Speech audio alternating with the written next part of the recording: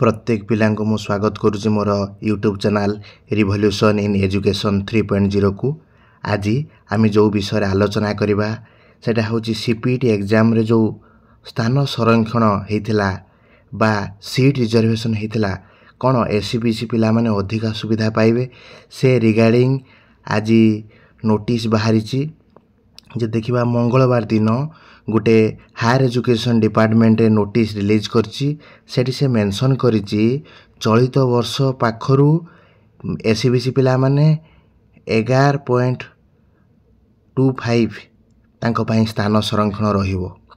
खाली सीपीटी पिला नुहे पिला माने +2 पिला +3 पिला समस्ते ई सुविधा पाइबे।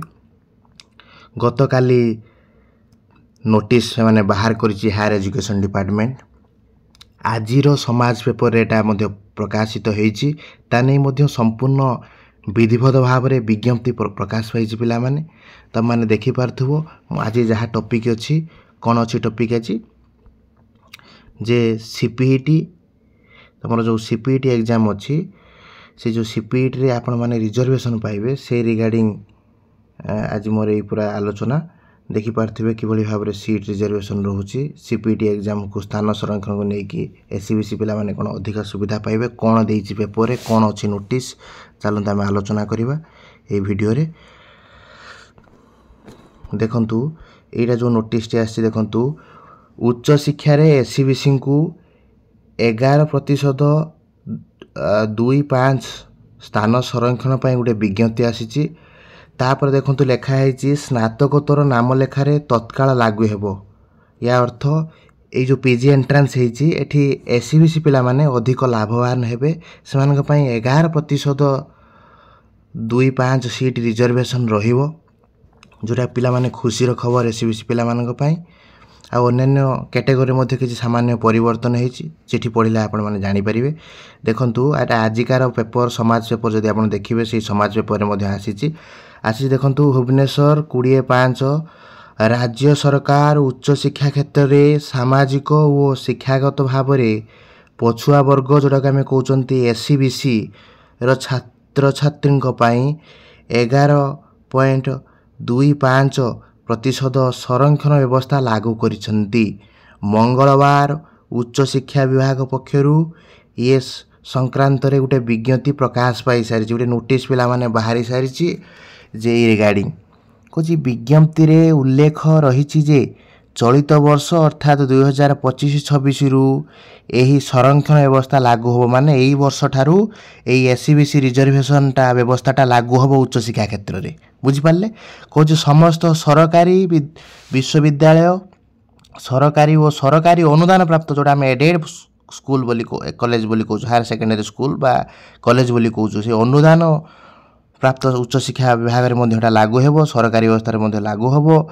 उच्च शिक्षा विभाग अधीन रे थिबा स्नातकोत्तर पीजी स्नातकोत्तर आउ शिक्षक शिक्षा और आईन पाठ्यक्रम लॉ रे लागू करा जिवो। विद्यालय और गणशिक्षा विभाग उच्च माध्यमिक +2 आउ धंदामूलक शिक्षा रे लागू करा जिवो। +2 लागू करा हबो +3 लागू करा जिवो पीजी रे लागू करा जिवो ए व्यवस्था रिजर्वेशन। ओडिया भाषा साहित्य और संस्कृति विभाग प्रदर्शन काल रे स्नातकोत्तर पाठ्यक्रम क्रीड़ा और युवा व्यापार विभाग रे बीपीएड जो माने आउ एमपीएड अर्थात जो माने फिजिकल एजुकेशन टीचर मानकर मध्य संरक्षण व्यवस्था पिला माने लागू होबरे पिला माने।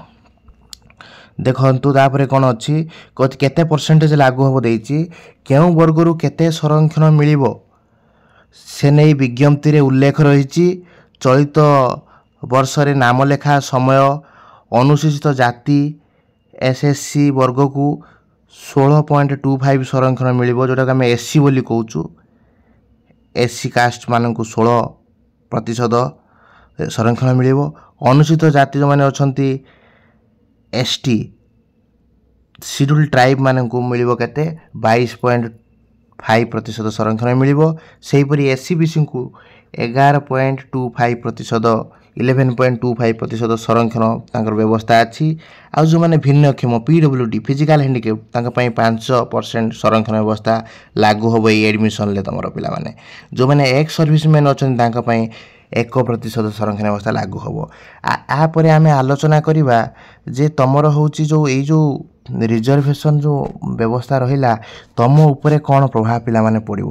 ମୁଁ ଯଦି ବିଶେଷ କରି କହିଦେବି ଆପଣ ଦେଖିବେ ଯେଉଁମାନେ ବି SC BC ପିଲା ଅଛନ୍ତି ମୁଁ ତାଙ୍କ ପାଇଁ କହୁଛି ଆପଣମାନଙ୍କ ପାଇଁ ବହୁତ ଗୁଡ଼ିଏ ଏଇଟା ସୁବର୍ଣ୍ଣ ସୁଯୋଗ ପିଲାମାନେ। କାହିଁକି ମୁଁ କହୁଛି ଯେଉଁ ବି 11% ସେ ସିଟ୍ ବର୍ତ୍ତମାନ ତମ ପାଇଁ ଯେଉଁଟା ରିଜର୍ଭ ବର୍ତ୍ତମାନ କରୁଛି ଯାହାଫଳରେ ତମର SC BC ସିଟ୍ ଯେଉଁ ଆପଣଙ୍କର ଆଗରୁ ରିଜର୍ଭେସନ୍ ନଥିଲା ଜେନେରାଲ ଠାରୁ 1-2 ମାର୍କ କମ୍ ଯାଉଥିଲା କିନ୍ତୁ ଆପଣଙ୍କ ପାଇଁ ଏଥର ବହୁତ କିଛି ଆପଣଙ୍କର ଅପରଚ୍ୟୁନିଟି ରହିଛି SC BC ପିଲାଙ୍କ ପାଇଁ। କାହିଁକି ନା ତମର ଏଇ ଯେଉଁ 11% ତମର ଗୋଟେ ରିଜର୍ଭେସନ୍ ମିଳିଲା ଯାହାଫଳରେ ତମର କଟ୍ ଅଫ୍ ଯେଉଁଠି 1 ମାର୍କ 2 ମାର୍କ ଯେଉଁଠି ତମର କମ୍ ଯାଉଥିଲା ସେଠି ଆପଣଙ୍କ କଟ୍ ଅଫ୍ ମିନିମମ୍ 10ରୁ 15 ମାର୍କ ଭିତରେ ଆପଣଙ୍କର କମିବାର ଚାନ୍ସ ଅଛି ବୁଝିଲେ କି।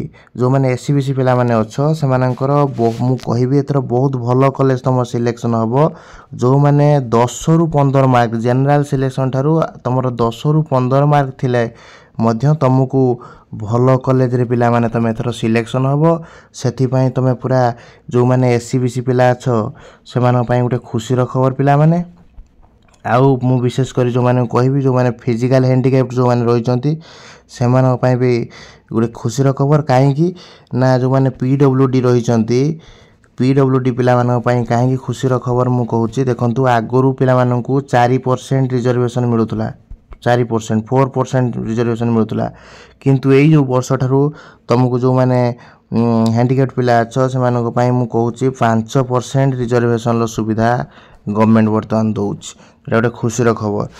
ଆଉ SC ST ମଧ୍ୟ ସେମିତି 1% 2% ପିଲାମାନେ ବଢ଼ିଛି କିନ୍ତୁ ଟିକିଏ ଅସୁବିଧା ହେବ କେଉଁମାନଙ୍କର ନା ଅସୁବିଧା ହେବ ହେଉଛି ତୁମର ହେଉଛି ଜେନେରାଲ କ୍ୟାଟେଗୋରୀ ପିଲାଙ୍କର ଟିକେ ଅସୁବିଧା ହେବ।